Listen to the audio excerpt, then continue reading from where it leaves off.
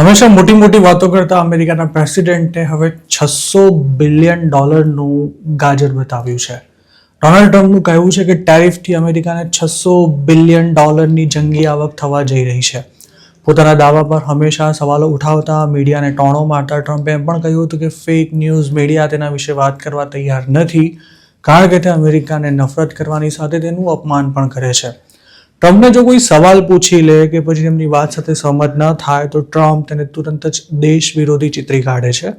પણ $600 billion tariff revenue અંગે તેમણે જે દાવો કર્યો છે તેના પર સવાલ ઉઠવા સ્વાભાવિક છે, કારણ કે 2025માં યુએસની ટેરિફ રેવન્યુ $187 અબજ આસપાસ રહેવાની શક્યતા છે અને ટ્રમ્પ હવે અમેરિકામાં મોંઘવારી વધી રહી હોવાથી ધીરે ધીરે ટેરિફ ઘટાડી રહ્યા છે.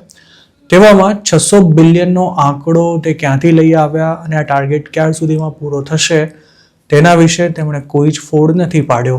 સપ્ટેમ્બર 2025 સુધીના ડેટા અનુસાર ટેરિફને લીધે અમેરિકામાં મોંઘવારીમાં કોઈ ખાસ વધારો નહોતો થયો, પરંતુ ટેરિફથી ઇકોનોમી કેટલી પ્રભાવિત થઈ છે તે આગામી 6 મહિનામાં સ્પષ્ટ થઈ શકે છે. આ અંગેનો રિપોર્ટ તૈયાર કરનારા અર્થશાસ્ત્રીઓએ એવો પણ દાવો કર્યો હતો કે અમેરિકાની સરકારને ટેરિફ તરીકે જેટલી પણ અત્યાર સુધી આવક થઈ છે તે ખરેખર તો પ્રજા અથવા આયાતકારોએ ચૂકવેલો એક પ્રકારનો ટેક્સ જ છે. મતલબ કે અમેરિકામાં પોતાનો માલ નિકાસ કરનારા દેશો કે પછી નિકાસકારોએ ટેરિફને લીધે કોઈ ખાસ નુકસાન નથી ઉઠાવ્યું, જ્યારે અમેરિકાના નાના બિઝનેસીસ તેના કારણે ખૂબ જ ખરાબ રીતે પ્રભાવિત થયા છે. ટ્રમ્પનું કહેવું છે કે ટેરિફ વિશે ખોટી વાતો ફેલાવી મીડિયા સુપ્રીમ કોર્ટને પ્રભાવિત કરવા માંગે છે. અમેરિકાની સુપ્રીમ કોર્ટ મિડ-26 સુધીમાં પ્રેસિડેન્ટને ટેરિફ નાખવાની સત્તા છે કે નહીં તે નક્કી કરવાની સાથે ટેરિફનો અમલ ચાલુ રહેશે કે નહીં તે અંગે પણ ફાઇનલ જજમેન્ટ આપવાની છે. અગાઉ ફેડરલ અને અપીલ્સ કોર્ટે ટેરિફને ગેરબંધારણીય ગણાવી ટ્રમ્પ એડમિનિસ્ટ્રેશનની વિરુદ્ધમાં ચુકાદો આપ્યા બાદ આ મામલો સુપ્રીમ કોર્ટમાં ગયો હતો. જો સુપ્રીમ કોર્ટ પણ નીચલી કોર્ટ્સના ચુકાદાને યથાવત રાખશે તો ટ્રમ્પ સરકારે ટેરિફ તરીકે જેટલા પણ પૈસા ઉઘરાવ્યા છે તે તમામ પાછા આપવા પડશે.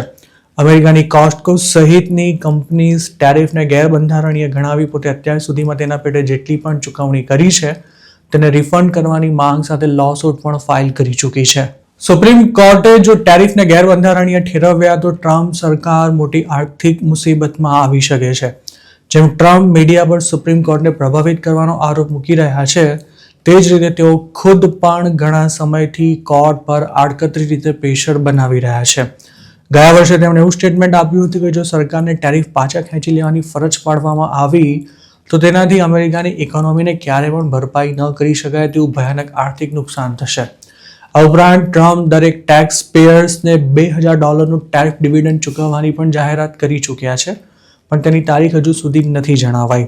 ડિસેમ્બરમાં તેમણે ખેડૂતો માટે $12 બિલિયન એક પેકેજ જાહેર કર્યું, ત્યારે પણ એમણે એવું સ્ટેટમેન્ટ આપ્યું હતું કે ટેરિફની આવકને કારણે જ આ પેકેજ માટે ફંડ મળી શક્યું છે.